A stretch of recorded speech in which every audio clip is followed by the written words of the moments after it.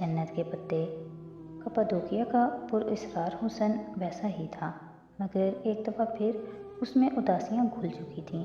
आशियाना के मकीनों ने उनका इस्तकबाल उसी गर्मजोशी और मोहब्बत से किया जो उनका खासा था, मगर इस दिल की उदासियाँ वो उसे कुछ भी बताए बगैर चला गया था। बार बार वहम सता रहे थे, इज़्तिराब, बेचैनी और फ़िक्रमंदी। दुनिया बस इन 3 चीज़ों तक महदूद होकर रह गई थी। वो 2 दिन किस कर्ब में गुजरे कोई अंदाज़ा नहीं कर सकता था। रात में वो उसी सोफ़े पे जिसके अक़ब में खिड़की खुलती थी बैठकर इसी तरह रोने लगी, मगर कोई नहीं आया जो कहता कि वो फिर से उसके लिए आ गया है। बहारें नीचे पिनार के साथ थी। वो सामने होती तो हया यूँ न रोती, मगर अकेले में और बात होती है। बहारे के आने के बाद भी वो इसी तरह बैठी रही, और जब बैठे बैठे थक गई तो वहीं सो गई। शायद कि कोई उसे उठाए, कोई उसके सामने मेज़ पे आ बैठे और होले से उसका शाना छूकर उसे आवाज़ दे, मगर ख्वाब हर दफ़ा पूरा नहीं होते। सुबह उसकी आंख किसी शनासा आवाज़ से खुली थी। वो आवाज़ बहुत देर तक उसकी समाअत में गूंजती रही थी, यहाँ तक कि वो एकदम चौंक कर उठकर बैठ गई। ये आवाज़ इतनी मानूस मगर नहीं, ये तो। वो तेज़ी से उठकर सोफ़े के पीछे आई और खिड़की के सामने से पर्दा हटाया। खिड़की के बाहर किसी हुक से उसका विंड चाइम लटक रहा था। दूर कप्पादोकिया के उफ़क़ पे तुलू होते सूरज की किरणों से उसके क्रिस्टल की पंखुड़ियाँ सुनहरी पड़ रही थीं, जैसे सोने के पत्ते झूल रहे हों। स्टील, कांच और लकड़ी के टकराने की आवाज़, मानूस आवाज़। उसकी आंखें भीग गई थीं। बेइख्तियार उसने लबों पे हाथ रखकर जज्बात को काबू करना चाहा, मगर आंसू फिर से टूट टूट कर गिरने लगे थे। वो आ गया था, वो कप्पादोकिया वापस आ गया था और इस तरह से अपनी खैरियत बता रहा था। वो अब उसकी ज़ुबान समझने लगी थी।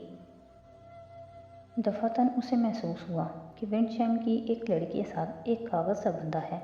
उसने खिड़की का पट खोला और हाथ बढ़ाकर कागज़ पकड़ा। वो एक टूर गाइड के टूर का मालूमाती पर्चा था। उस पे जहान ने खुद से कुछ भी नहीं लिखा था, मगर वो समझ गई थी कि उसे क्या करना है। उसे कल सुबह इस टूर को लेना है, क्योंकि वहीं वो जहान से मिल सकेगी। हया ने एक नज़र इस पर्चे पे बनी तस्वीर पे डाली और बेइख्तियार एक उदास मुस्कुराहट उसके लबों पे फैल गई। डीजे और उसका सबसे बड़ा ख्वाब, सबसे बड़ी एक्साइटमेंट, हॉट एयर ब्लू।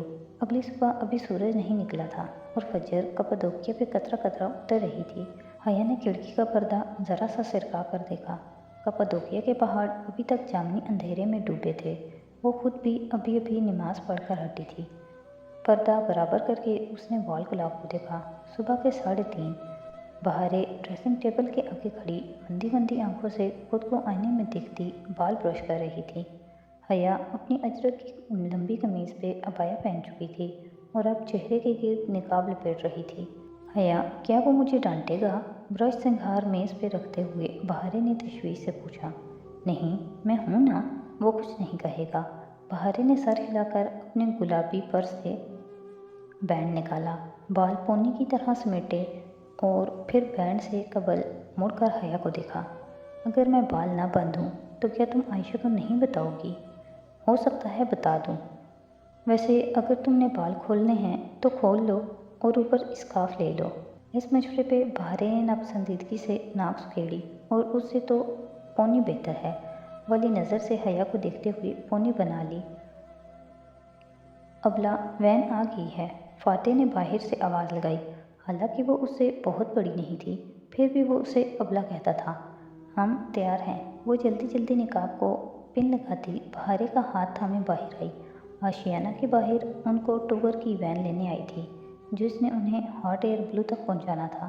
सारे इंतजामात मौलूद बे ने करवाए थे, इसलिए उन्हें डिस्काउंट मिल गया था। हॉट एयर ब्लू फजर के वक्त उड़ा करते थे। 1.5-2 घंटे की फ़्लाइट थी, यानी कप्पादोकिया के ऊपर उड़कर सारा खित्ता देखकर वो वापस उतर आए। वैन ने जब उन्हें बलून साइड पे उतारा तो इस वक्त फजर ताज़ा थी और एक हाईवे थी।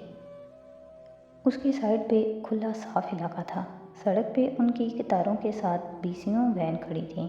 बहुत से सियाह इधर उधर आ जा रहे थे। वो भी बहारे का हाथ थामे सड़क से उतरकर बाएं तरफ के खुले मैदान में आ गई। वहाँ एक कतार में हॉट एयर ब्लू ज़मीन पर रखे थे, यूँ कि उनकी टोकरियाँ सीधी रखी थीं, जबकि टोकरी से नथी गुब्बारा बच्चों के प्लास्टिक के नन्हे से बगैर हवा के गुब्बारे की मानंद एक तरफ ढका हुआ ज़मीन पर सजदा रेज पड़ा था। बड़े बड़े गुब्बारे और बड़ी बड़ी टोकरियाँ। अब हमको क्या करना चाहिए हया? बहारे का सवालनामा शुरू हो चुका था। मुझे क्या पता, मैं तो खुद पहली दफ़ा हॉट एयर ब्लू में बैठने लगी हूँ।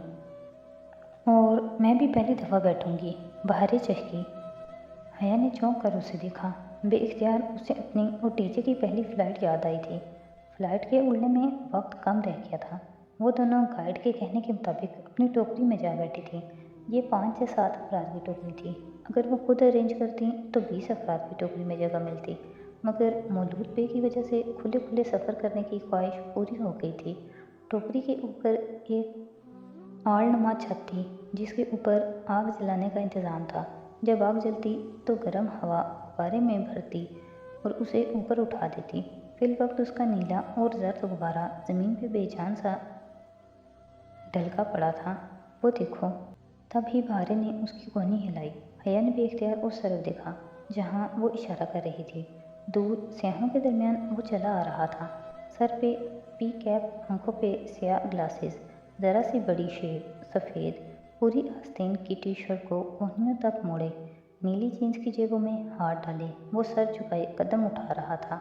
बैग कंधे पे था और माथे पे पट्टी नज़र आ रही थी। हफ्ता तो हो गया था उसके ऑपरेशन को, अब तक उसकी पट्टी खुल ही जानी चाहिए थी। वो उनके साथ आकर टोकरी में बैठा और हया को लगा खूबसूरत घोड़ों की सरजमीन को उसकी सारी रानाई वापस मिल गई है। कैसे हो? वो जहान की तरह सामने सीट में देखती बहुत आहिस्ता से बोली थी। बहारे उनके मुकाबिल ही सर झुकाए बैठी थी। बाकी के दो सियाह अभी टोकरी में चढ़ रहे थे। ठीक हूँ, वो सामने देखते हुए ज़ेरे लब बोला। आखिरी दफ़ा सच कब बोला था? अभी 10 सेकंड पहले, जब मैंने कहा कि ठीक हूँ। हया ने ज़रा सी गर्दन मोड़कर उसे देखा। वो इसी तरह सामने देखता रहा। उसकी आंखों के करीब इंसिजन का निशान ग्लासेस के साइड से साफ नज़र आ रहा था। इस निशान के सिवा पहले से वो बेहतर लग रहा था। क्या हमें यह जाहिर करना होगा कि हम तुम्हें नहीं जानते? वो दोबारा चेहरा सीधा किए इसी तरह मध्यम सा बोली थी। जब तक बलून ऊपर हवा में नहीं चला जाता तब तक हाँ। पायलट अब बलून के उड़ने का ऐलान कर रहा था। टोकरी इतराफ और छत से खुली थी, सिवाय उस छज्जे के जिसके ऊपर आग जलाई जा रही थी। जैसे जैसे शोले बढ़ते गए, गर्म हवा इस फूस गुब्बारे तक पहुंचने लगी। ज़मीन पे औंधे मुंह गिरा गुब्बारा हौले हौले फड़फड़ाने लगा। क्या मैं पूछ सकती हूँ कि इस दिन तुम बगैर बताए अस्पताल से क्यों चले गए?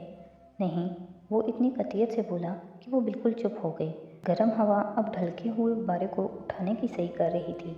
जैसे जैसे हवा का जोर बढ़ता गया, गुब्बारा ज़रा फूल कर सीधा होने लगा। गर्म हवा टोकरी के अंदर बैठे स्याहों को नहीं छू रही थी। उनके लिए तो फजर की ताज़ी ठंडी हवा हर सू चल रही थी। इन गुजरे दिनों में जब वो उसके साथ नहीं थी, उसे बहुत सी बातों का ख्याल आया था जो वो उससे अस्पताल में नहीं पूछ सकी थी। मालूम नहीं ये सवाल हमें तब क्यों याद आते हैं जब मौसूल हमारे साथ नहीं होता। एक बात पूछूं? चंद लम्हे गुजरे, उसने फिर सिलसिला कलाम जोड़ा। बहारे अब सर झुकाए अपने गुलाबी पर्स में कुछ तलाश कर रही थी।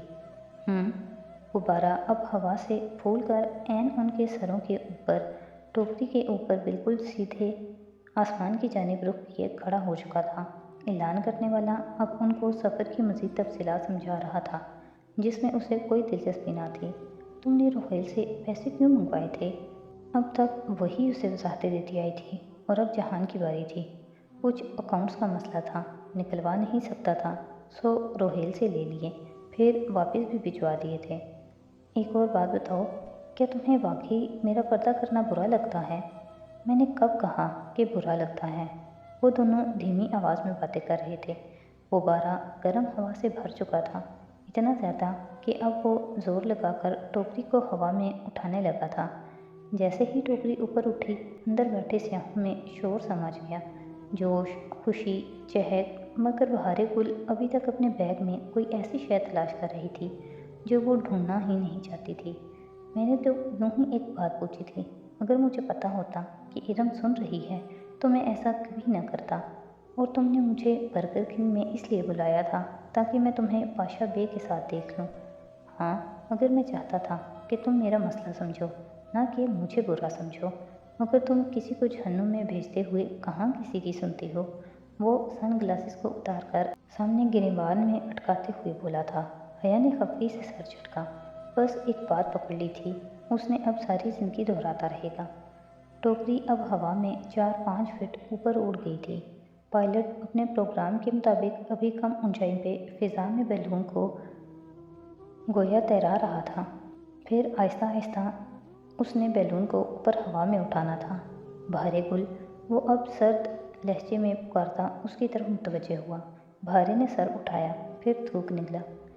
کیا میں پوچھ سکتا ہوں کہ تم نے میری بات کیوں نہیں مانی؟ میں نے کیا کیا ہے؟ وہ منہ بسورتے ہوئے بولی۔ تم حیا کے ساتھ کیوں آئی ہو؟ میں اور حیا کپادوکیا دیکھنے آئے ہیں۔ ہمیں تو پتہ بھی نہیں تھا کہ تم ادھر ہو۔ کیا تم ہمارے لیے ادھر آئے ہو؟ کہہ کر اس نے تائیدی نگاہوں سے حیا کو دیکھا۔ حیا نے اسبات میں سر ہلایا۔ صبح ہی اس نے بہارے کو یہ بیان رٹوایا تھا۔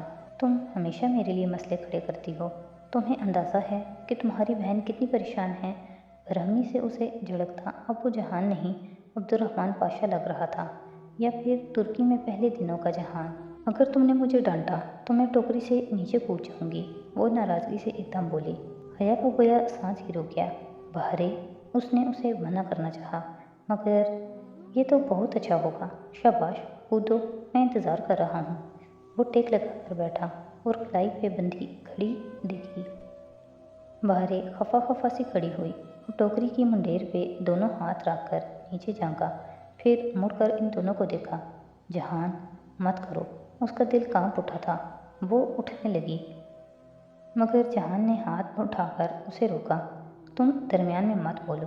ہاں تو بہارے خانم، میں انتظار کر رہا ہوں، جلدی کودو، میرا وقت ضائع نہ کرو۔ اس کی طرف دوسرے سیاح قطعاً متوجہ نہ تھے، وہ اپنی تصویر میں مشغول تھے۔ بہارے منڈیر پہ ہاتھ رکھے جھکی، زمین کو دیکھا جو 6-7 فٹ دور تھی، اور پھر ایک دم دھپ سے آ کر واپس بیٹھ گئی۔ عائشہ گل کہتی ہے خودکشی حرام ہے، منہ پھلائے وہ خفا خفا سی بولی۔ حیا کی اٹکی سانس بحال ہوئی۔ یہ چھوٹی بلی بھی نہ، میں تمہیں اچھی طرح سمجھتا ہوں۔ جہان نے سر جھٹکا اور گردن پھیر کر ٹوکری سے باہر دیکھنے لگا۔ کپادوکیا کی چاندی سی زمین پہ دکھائی دے رہی تھی، پہاڑ، میدان، عجیب و غریب ساخت کے نمونے جن کا بیان الفاظ میں ناممکن تھا۔ غبارہ درختوں کی ایک قطار کے ساتھ فضا میں تیر رہا تھا۔ درختوں کے سرے اور ٹوکری کی منڈیر پہ برابر سطح پہ تھے۔ وہ خوبانی کے درخت تھے، پھلوں کے بوجھ سے لدی شاخیں اور ان کی رسیلی مہک۔ کیا ہم یہ توڑ سکتے ہیں؟ چھوٹی بلی کو اپنی ساری ناراضگی بھول گئی تھی۔ نہیں، حیا نے قطعیت سے نفی میں سر ہلایا۔ ہاں، جہان کہتے ہوئے کھڑا ہوا اور منڈیر پہ جھک کر قریب سے گزرتے درخت کی ایک ٹہنی کو ہاتھ بڑھا کر پکڑا۔ یہ مہمان نوازی کے درخت ہیں، اور ادھر بیلون اس لیے اڑایا جا رہا ہے تاکہ تم ان کو توڑ سکو۔ حیران سی حیا کو وضاحت دیتے ہوئے اس نے ایک خوبانی کھینچ کر توڑی۔ پھل شاخ سے الگ ہوا تو شاخ فضا میں جھول کر رہ گئی۔ غبارہ آہستہ آہستہ اسی طرح ہوا میں تیر رہا تھا۔